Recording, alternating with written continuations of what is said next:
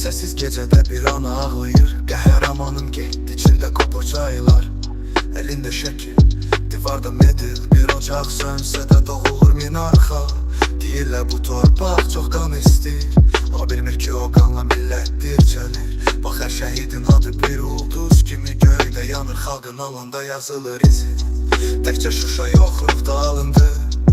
Əsir olan qürur azad qaldı.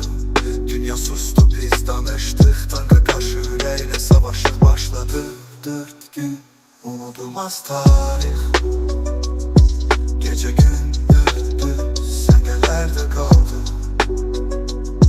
Qar yağırdı, o qanla qarışdı. Şəhidlər getdi, millət ayağa qalxdı. Əllərimdə torpaq, içimdə dua. Bu yol zəfər, bu yol ruhlara səda. 44 gün, hər günü bir döyüş. Hər nəfəsdə Qarabağ, Azərbaycandır. Səsi böyüyür də səngərdə bir genç yazır məktub. Əgər görməsəm ağlama ana, bu qürurdur. Bax o məktub indi müzeydə, tarixə çevrilir.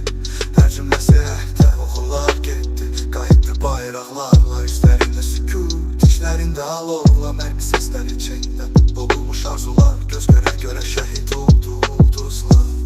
Babamın nağılı indi gerçək. Torpaq istəyirdi, can verdi çək-çək. Vətəçin ölüm bəlkə də doğulub. Şəhidlər bizə qoydu sonsuz yol tanış. 40 gün qəlbimizdeyiz. Hər şəhid bir nəğmə, bir müqəddəs söz. Qan içində doğan bir günəysən. Qarabağ, artıq azadsan sən. Bizə nəfəssən. Pırtınır sönüb sanki ürək kimi döyünür. Mənim sözüm silah, qələmim barıt. Şəhidlərin adında yazıram ağıt. Bir yumruq olduq, millət dövlət ruh. Bizim hər səngər, hər addımda iz buraxır ruh. Sənin xatirənlə nəfəs alır torpaq. Gül açır o yerdə, harda axdı qan bax. Uşaqlar gülür amma bilmir ki hələ o gülüşü verən bir şəhid, bir şəfəqdir sənə. Minət alasında addım attım iz. Hər yerdə bir dua, bir həyat, bir giz. Səbirlə toxunan zəfərin ipi.